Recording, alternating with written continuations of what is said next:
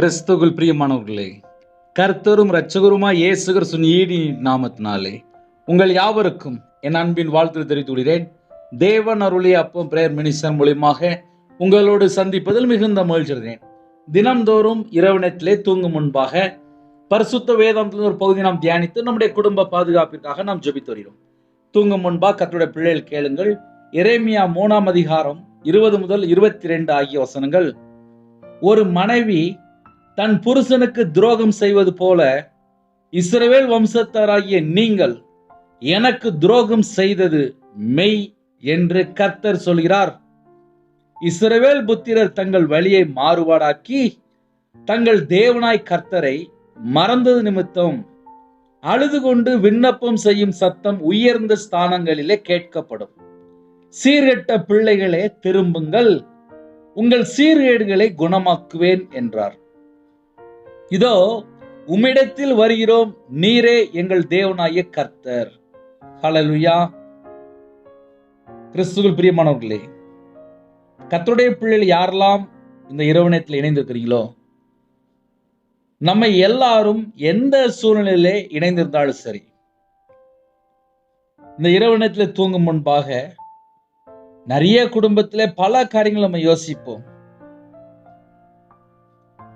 23 வசனத்திலே குன்றுகளையும் திரளான மலைகளையும் நம்புகிறது விருதா என்பது மெய். இஸ்ரவேலின் ரட்சிப்பு எங்கள் தேவனாய் கர்த்தருக்குள் இருப்பது என்பது மெய்யே. குன்றுகளையும் திரளான மலைகளையும் நம்புகிறது விருதா என்பது மெய். இஸ்ரவேலின் ரட்சிப்பு எங்கள் தேவனாய் கர்த்தருக்குள் இருக்கிறது என்பது மெய்யே. நம்ம வாழ்க்கை கர்த்தருடைய கரத்தில் இருந்தால் ஆசீர்வாதம். கர்த்தர் சொல்கிறார், ஒரு மனைவி தன் புருஷனுக்கு துரோகம் செய்வது போல, ஒரு மனைவி தன் புருஷனுக்கு துரோகம் செய்வது போல இஸ்ரவேல் வம்சத்தாராகிய நீங்கள் எனக்கு துரோகம் செய்தது மெய் என்று கர்த்தர் சொல்கிறார். ஒரே ஒரு காரியத்தை மாத்திரம் யோசித்து பார்க்கணும். ஒரு குடும்பம் கர்த்தரை மறைந்து வேற பக்கம் போகும்போது எல்லா பிரச்சனையும் உள்ள வருது. இது வாழ்க்கையில நம்ம எல்லா இடத்துலையுமே நம்ம பார்க்கலாம். நம்ம வாழ்க்கையை தேவனுடைய கரத்துல இருந்தால் கண்டிப்பா ஆசீர்வாதம். தேவனுடைய கரத்திலே நம்ம இருக்கிறோமா, அதுதான் நமக்கு முக்கியம்.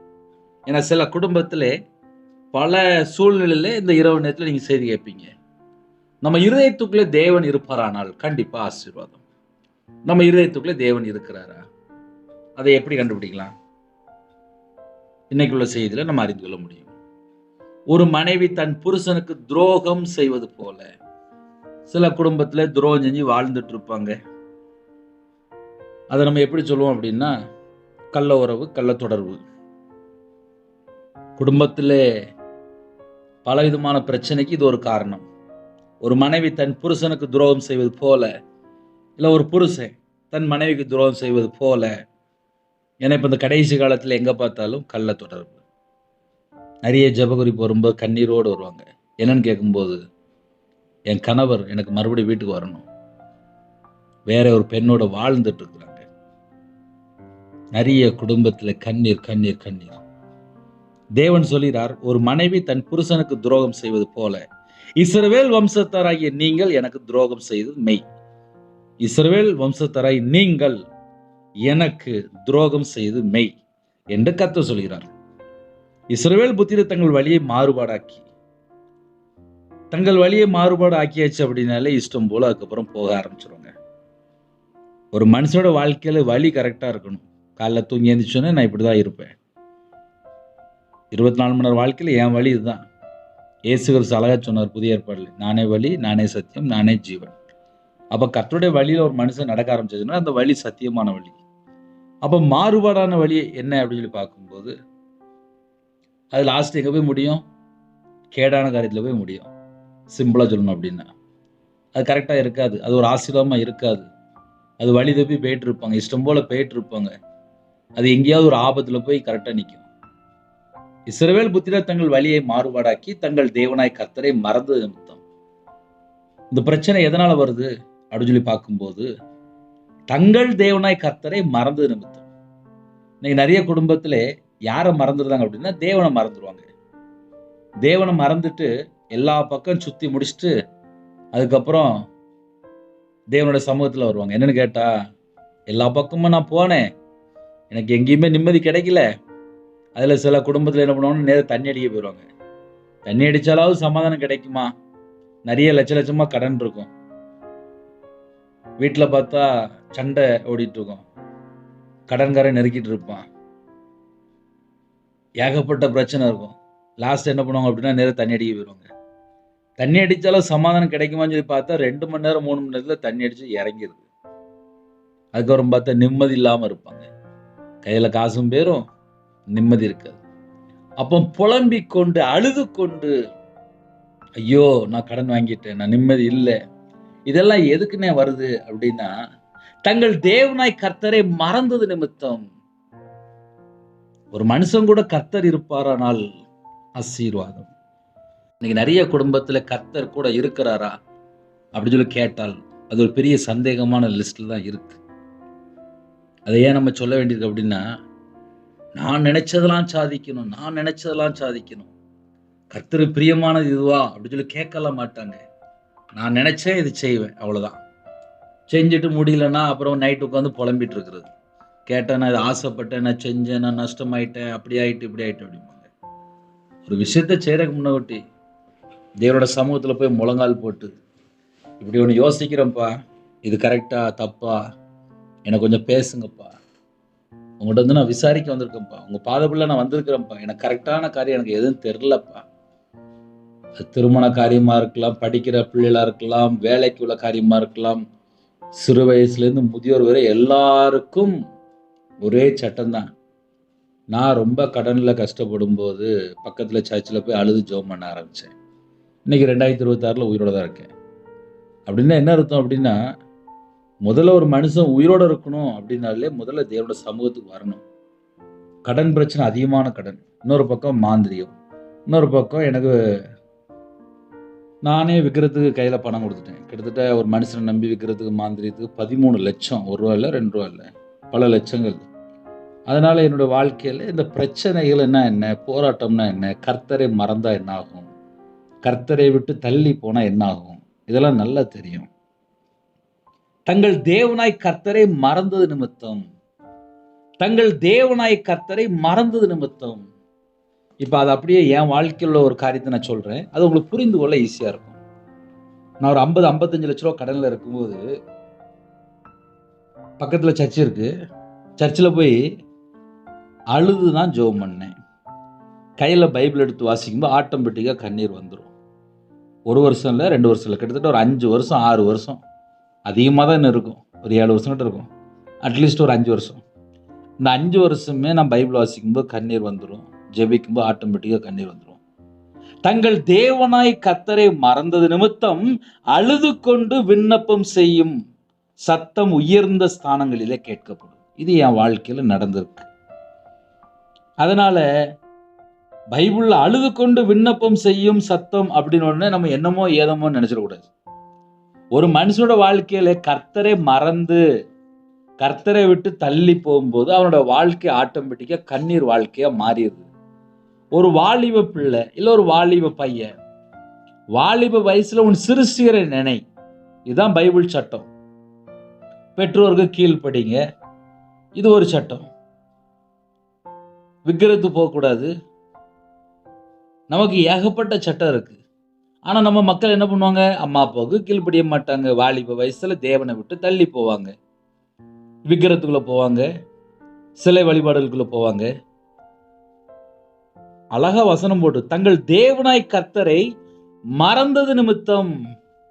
யாரெல்லாம் தேவனை மறக்கிறாங்களோ அவங்களுடைய வாழ்க்கையில தான் அந்த பிரச்சனைகள் எல்லாம் உள்ள என்ட்ராகுது. இன்னைக்கு நிறைய வீட்டுக்குள்ள ஏன் பிரச்சனை வருது, கர்த்தரை மறந்து முடிஞ்சு போச்சே. நிறைய வீட்டுல கர்த்தரை மறந்து தானே வாழ்றாங்க. கர்த்தரை மறந்தா என்ன இருக்கும், அழுகை தான் இருக்கும். இன்னைக்கு நிறைய வீட்டுல என்ன இருக்கு, அழுகை தான் இருக்கு. நிறைய குடும்பத்துல விரும்பி திருமணம் முடிச்சிருவாங்க, கொஞ்ச நாள் வாழ்க்கையா இருக்கும், அப்புறம் பார்த்தா ஒரே கண்ணீர். புருஷன் அடிக்கிறான், விட்டுட்டு போயிட்டான், வேற கல்யாணம் முடிச்சுட்டான், நான் நம்பி போனேன், ஏமாத்திட்டான், வச்சுட்டான், போயிட்டான், ஒரு பெரிய ஒரு பட்டியலே வந்துடும். மூல காரணம் என்ன? கர்த்தரை மறந்தாச்சுன்னா அழகா வசனம் போட்டிருக்கு. தங்கள் தேவனாய் கர்த்தரை மறந்தது நிமித்தம் அழுது கொண்டு விண்ணப்பம் செய்யும் சத்தம் உயர்ந்த ஸ்தானங்களிலே கேட்கப்படும். சர்ச்சுக்கு போற பிள்ளைகள் தான், ஞானஸ்தானம் எடுத்த பிள்ளைகள் தான்.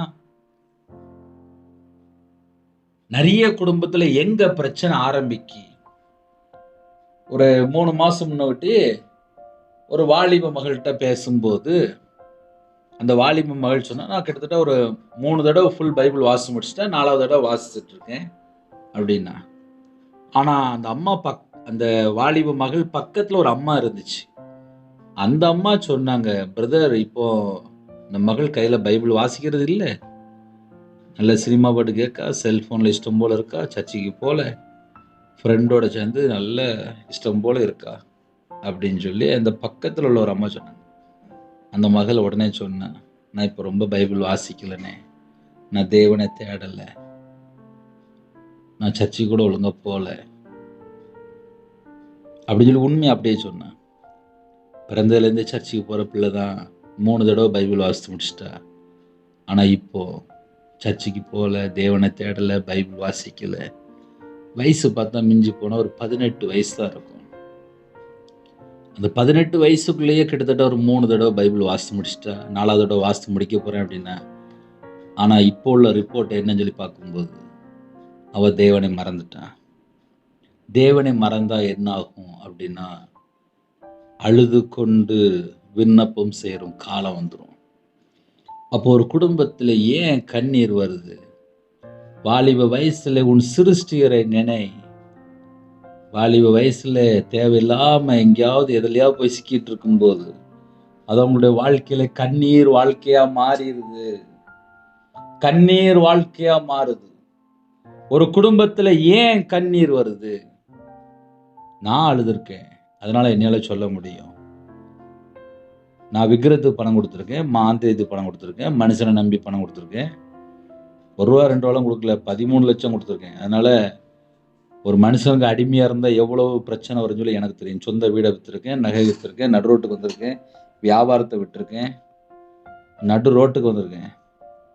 நிந்தைகள், அவமானங்கள், கண்ணீர் எல்லா ஸ்டேஜும் பார்த்துருக்கேன். சாபத்தில் வாழ்ந்திருக்கேன், மரண தருவாய்க்கு போயிருக்கேன். நான் சாகணும்னு சொல்லி எனக்கு மாந்திரியம் பண்ணிகிட்டே இருந்தாங்க. இதெல்லாம் எதனால நான் இப்போ இரவு சொல்ல வேண்டியிருக்கு?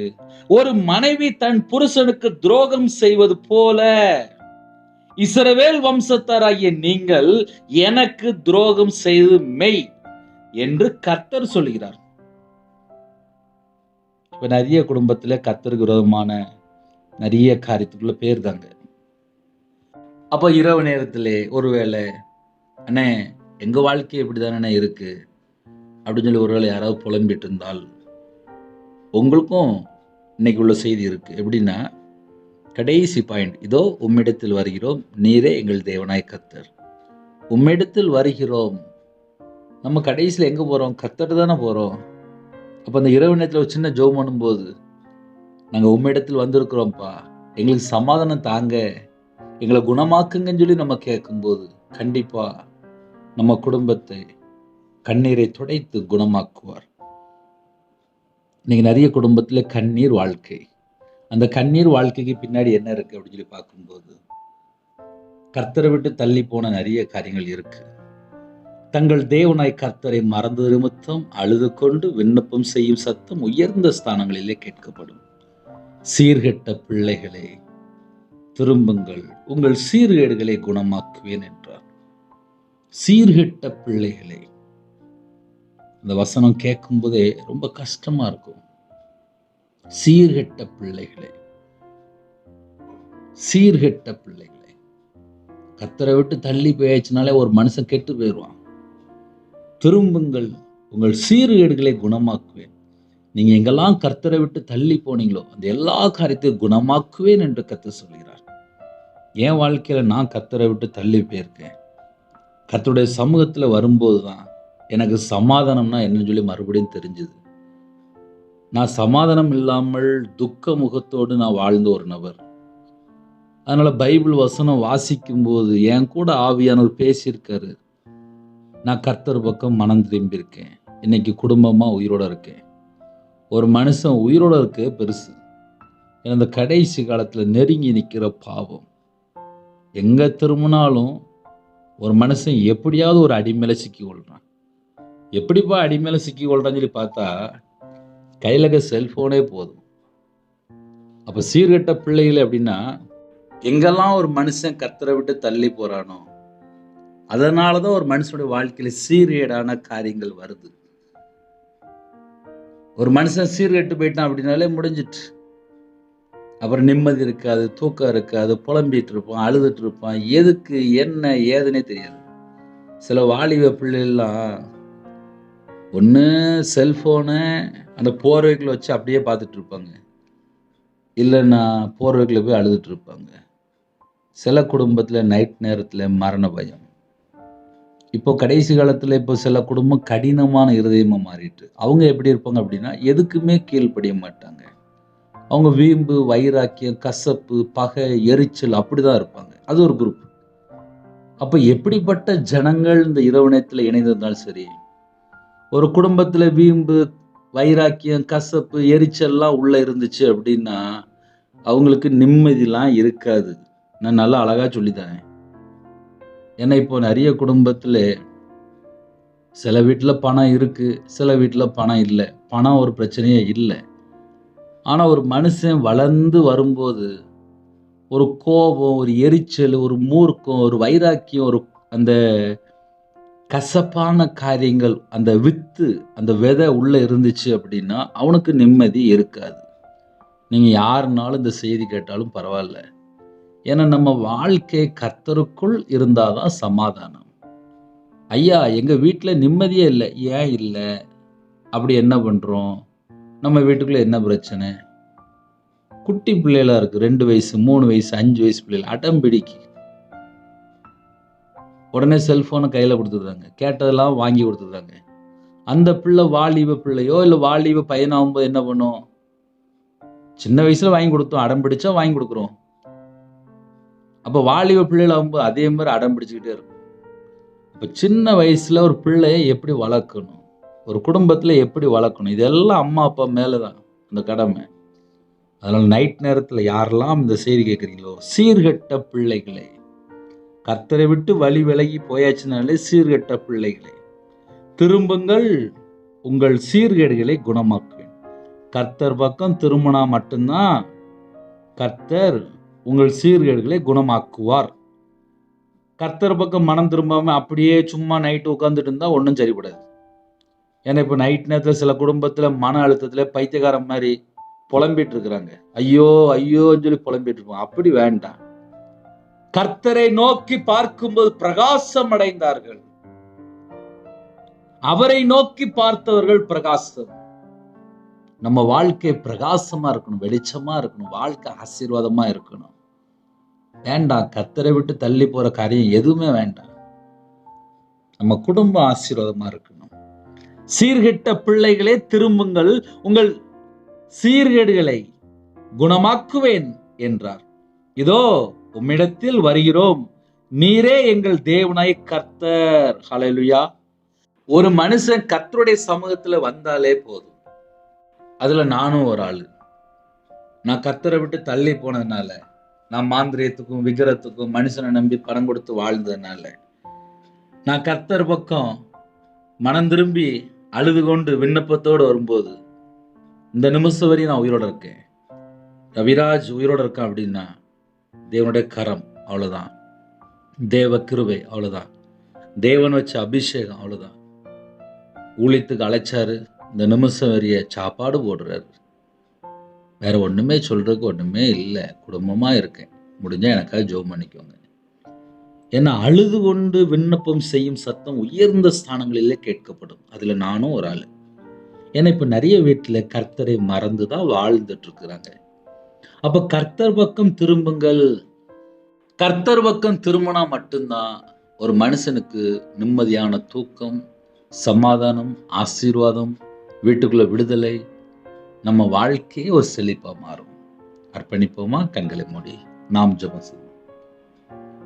கிருபை மகிமை இந்த பரிசுத்தமுள்ள நல்ல பிதாவே உம்மை நன்றியோடு துதிக்கிறோம் சொல்கிறோம்ப்பா. அந்த நாள் முழுது கர்த்தர் பாதுகாத்து இரவு நேரத்திலே எங்களை அழைத்து கொண்டது கிருபைக்கா ஸ்தோத்திரம்.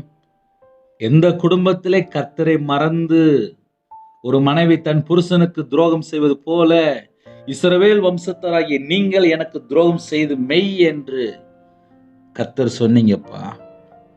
இஸ்ரவேல் புத்திரர் தங்கள் வழியை மாறுபாடாக்கி எங்க வாழ்க்கையில நாங்க எங்கெல்லாம் கர்த்தரை விட்டு தள்ளி போனோமோ, தங்கள் தேவனாய் கர்த்தரை மறந்தது நிமித்தம் எந்த குடும்பத்துல கர்த்தரை மறந்து கண்ணீர் வாழ்க்கையா இருக்கோ, அழுது கொண்டு விண்ணப்பத்தோடு வாராங்களோ, எந்த குடும்பத்திலே மனம் திரும்புறாங்களோ அந்த குடும்பத்தை குணமாக்குவேன், உங்கள் சீர்கேடுகளை குணமாக்குவேன் என்று வாக்குத்தத்தம் பண்ணிருக்கீங்க. அந்த வாக்குத்தத்தம் எங்களோட வாழ்க்கையில நிறைவேற வேண்டும். உம்முடைய ஜீவனுக்குள்ளே வருகிறோம். எங்களுடைய சீர்கேடுகளை குணமாக்குங்க. கர்த்தரை விட்டு தள்ளி போய் துரோகம் பண்ணின காரியங்களை குணமாக்குங்க. யாரெல்லாம் மனம் திரும்புறாங்களோ அவங்களுடைய குறைகள் குற்றங்கள் எல்லாவற்றையும் மன்னித்து உங்களுடைய ரத்தத்தினால கழுவி சுத்திகரிங்க. யாரெல்லாம் அழுது கொண்டு ஐயோ இந்த செய்தி எனக்கு தான், நான் தான் கர்த்தரை விட்டு தள்ளி போயிட்டேன்னு சொல்லி யாரெல்லாம் புலம்பி கொண்டு வராங்களோ அந்த குடும்பத்துக்கு என் தேவன் சமாதானத்தை கட்டளையிட வேண்டும். இதோ உம்மிடத்தில் வருகிறோம், நீரே எங்கள் தேவனாய் கர்த்தர். இந்த இரவு நேரத்தில் ஜெபிக்கிற குடும்பத்தை கர்த்தர் கண்ணோக்கி பாருங்க. கர்த்தர் கண்ணோக்கி பாருங்கப்பா. எங்களுக்கு நீங்க மட்டும்தான்ப்பா. யாரெல்லாம் நைட்டு படுத்து தூங்க போறாங்களோ உங்க பிள்ளைகளோட நீங்க கூட இருங்க. ஒவ்வொரு குடும்பமும் குட்டி பரலோகமா இருக்கணும். இந்த கடைசி காலத்துல கேஸ் இல்லை, பெட்ரோல் பிரச்சனை வருது, எல்லா இடத்துலயும் தட்டுப்பாடு வருதுப்பா. தேசத்துக்குள்ள பஞ்சம் ஓடிட்டு இருக்கு, வெளியே தெரியலப்பா. நிறைய வீட்டுல கோடி கணக்குல கடன் வச்சிருக்காங்க, நிம்மதி இல்லப்பா. ஒவ்வொரு ஃபேக்டரி ஒவ்வொரு வியாபாரம் எல்லாம் முடங்கி போய் கிடக்கு. யார்கிட்ட போய் சொல்லன்னு தெரியல. கண்ணீரோடு விண்ணப்பம் செய்யும் சத்தம் உயர்ந்த ஸ்தானங்களே கேட்கப்படும். அழுது கொண்டே புலம்பிக் கொண்டே வந்திருக்காங்க. சீர்கெட்ட பிள்ளைகளே திரும்புங்கள் என்று சொன்னீங்கப்பா. உங்கள் சீர்கேடுகளை குணமாக்குவேன் என்று சொன்னீங்க. குணமாக்குவீங்களா? எந்த வீட்டுக்குள்ளே பஞ்சம் தரித்திரம் கடனிலே கஷ்டத்திலே நிந்தைகள் அவமானங்கள் கண்ணீரோடு புலம்பிக் கொண்டிருக்கிறாங்களோ அந்த புலம்பலை ஆனந்த களிப்பா மாற்றித்தாங்க.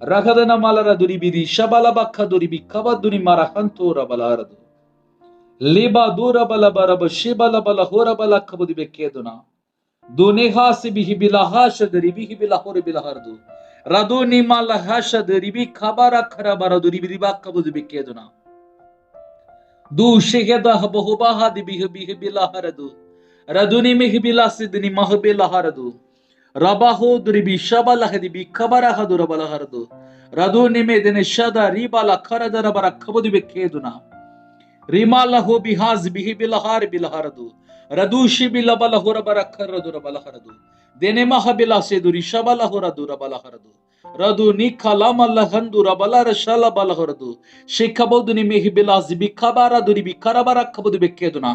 எத்தனையோ குடும்பத்திலே இந்த செய்தி எங்களுக்கு தான்.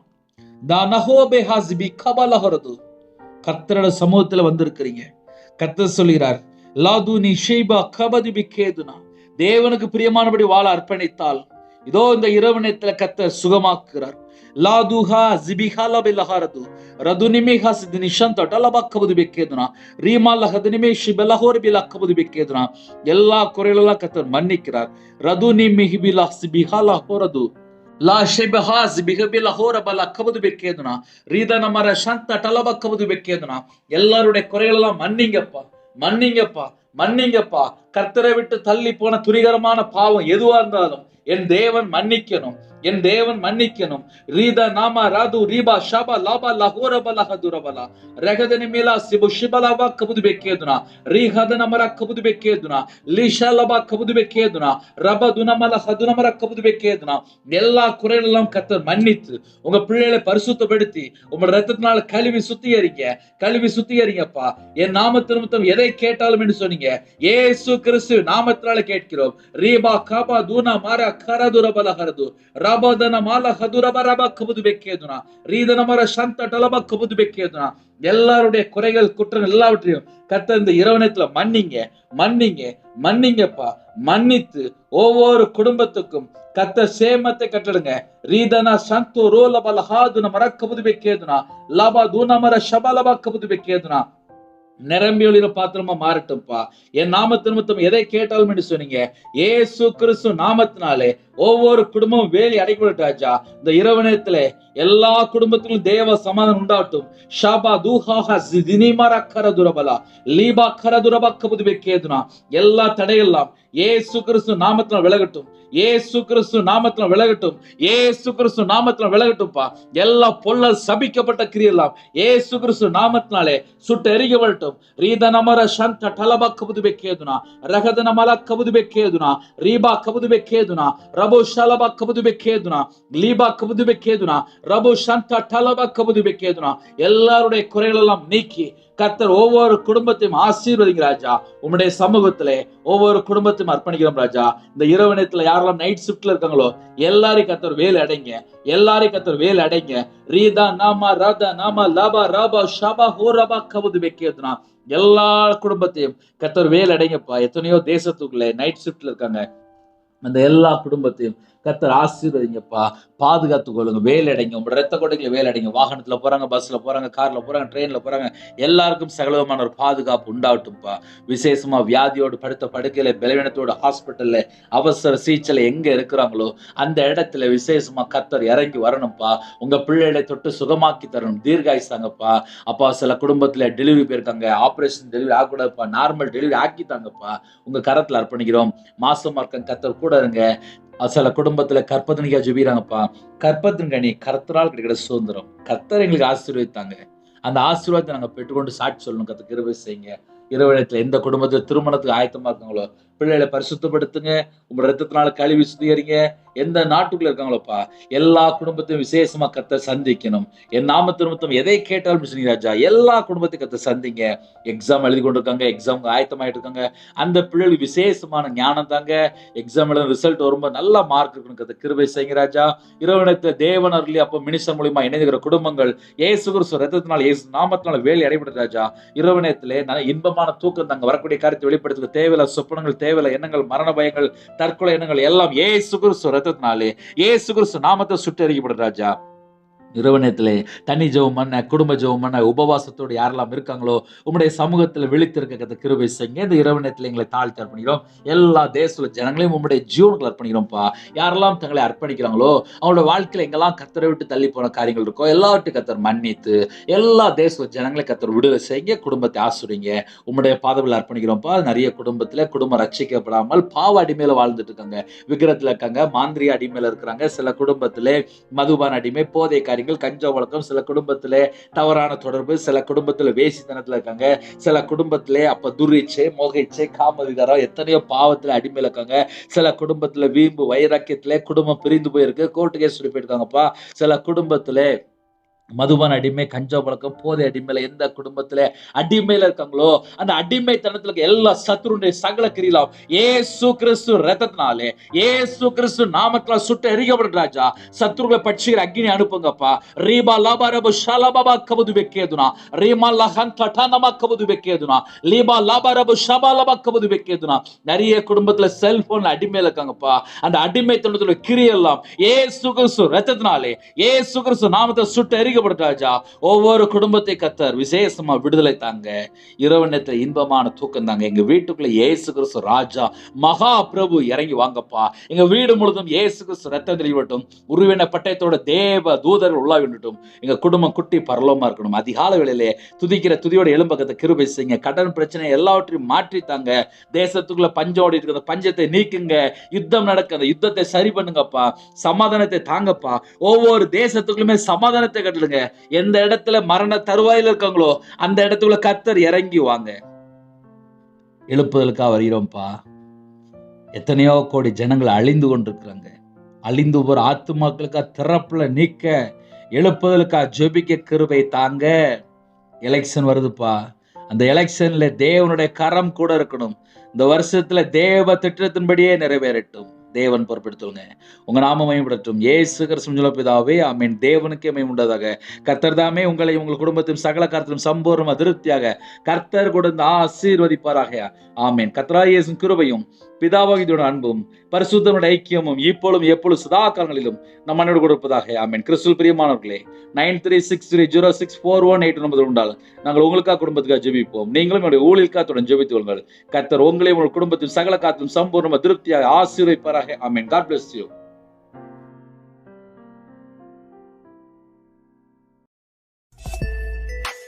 Thanks for watching. Please subscribe our channel. Click the like and share. Click the bell. God bless you.